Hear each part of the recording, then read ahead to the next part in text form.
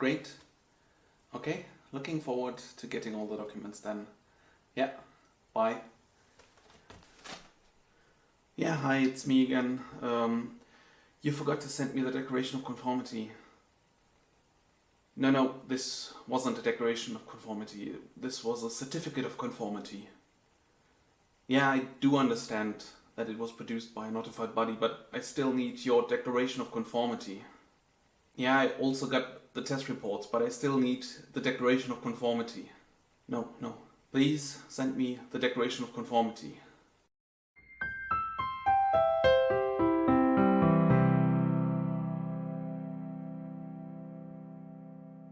Welcome back to the ABC of product compliance and the letter D, which stands today for, I think you can guess it, Declaration of Conformity. So we're not going to speak about any certificates of conformity, attestations, however you want to call it. We're going to speak about the one and the two Declaration of Conformity.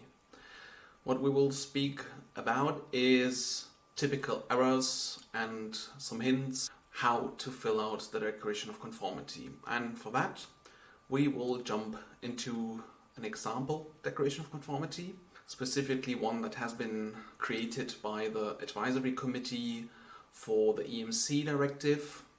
That's a board of very knowledgeable people giving advice to the EU Commission or giving their opinions. And a couple of years ago they created a template, which you can also find in the description of this video. Yeah, well, let's jump into it. Today we are going to take the view of a manufacturer, so what the manufacturer should put into the Declaration of Conformity, and as such we would have to give our name, we would have to give our address, and we could give our telephone number and email address. This is for the majority of regulations that ask for such a document, not necessary yet, but it would ease contacting you from a market authority or hopefully someone else who is not taking things so serious. What you should take in mind here is that you don't necessarily need to be located in the EU as a manufacturer, but in such a case that you will need an authorized representative. Yeah, and then we are going to the model, to the actual product you are creating this Declaration of Conformity for. First of all, you would have to enter the reference of your product. You should take care of color variants with this one. Either you are creating a different Declaration of Conformity for every color variant, or you have to specifically explain how the color code is done. So it's not sufficient to have one product code or one name of your product and then have different colors behind it.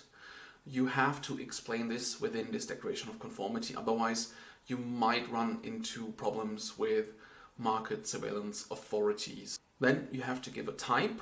So if we would speak about super camera XYZ, you should give as a type that it's a camera. A batch or serial number is relevant for regulations like the Machinery Directive. You could give a range of serial numbers, so you don't need to produce a Declaration of Conformity of every single unit. Then there are certain regulations which require to have a picture of the actual product on your Declaration of Conformity, for example the Toys Directive. Here you should take care that you use a colored photo. This is specifically asked in the regulation. Yeah, and then we're coming to the different regulation you are declaring the conformity with. You should give the name of the directive and also the number of the actual legal act within the European Official Journal. This could be multiple regulations, but that's on you to decide in which scope your product is. After you have entered the regulations you are declaring the conformity with, you have to enter standards. Ideally, these should be harmonized, meaning published in the official journal of the EU, but it's not always possible to only use harmonized standards, so I always recommend to also put other standards than harmonized standards in case you haven't used these harmonized versions. As you can see here, not only the standard is mentioned, but also which version it is. And it's very important to give these versions and to also give the amendments. As you can see here, this standard 55014-1 was published in 2017, and there was an amendment being done in 2020. What you can see as well is that there's a reference to an EN standard. That's usually a standard that has been published in the EU official journal. But again, if there's only a national standard, like a DIN standard, it's possible to also give this standard here. What you should do when reviewing a Declaration of Conformity is, of course, to review if the standards are still valid, either if they're still harmonized or if they're even still valid and not withdrawn. You can usually do that at the websites of Boyd or BSI, and then you can make sure if you are getting a product from someone else, if it has been tested according to the latest standard versions, meaning according to the state of art.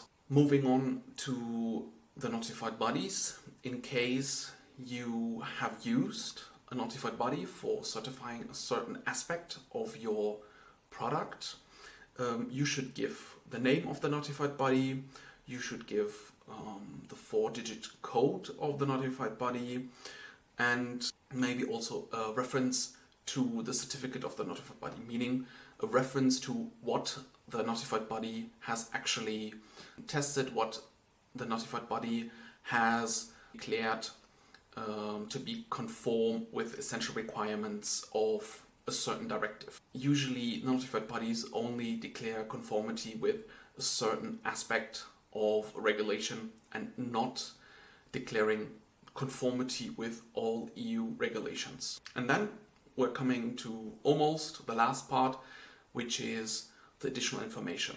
Within this additional information, you could give information like details on the color variants. You could give information on accessories that are to be used together with your product. This could be a remote control. This could be a specific charger that has been tested together with your product, or these could be bundles that you sell and for which you might not have a separate declaration of conformity. So here you can also give firmware numbers or firmware versions of your products in case this is asked by the regulation.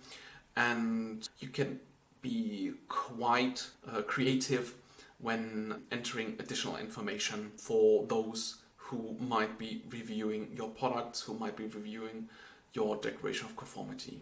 Yeah, and then lastly, the Declaration of Conformity needs to be signed. It needs to be signed by someone who is able to speak for the company. This is very dependent on your national laws, who that might be. This might be also dependent on company policies, who is responsible for that. And that is always difficult to review as an external person getting a Declaration of Conformity of a specific supplier. There's also the date of issue. Usually when I get Declarations of Conformity to review, that's the first point I look at. I look at how old these declarations are. If they are older than 5 years and you continue reviewing this file, you usually see that the directives are not up to date anymore, that maybe the standards are not up to date anymore. And in this case, you should ask your supplier or the person from which you have received this Declaration of Conformity if there is a newer version, or if they could give you an update on this file before giving your okay on this document. So that's it for today. I hope I gave you some insights on the Declaration of Conformity.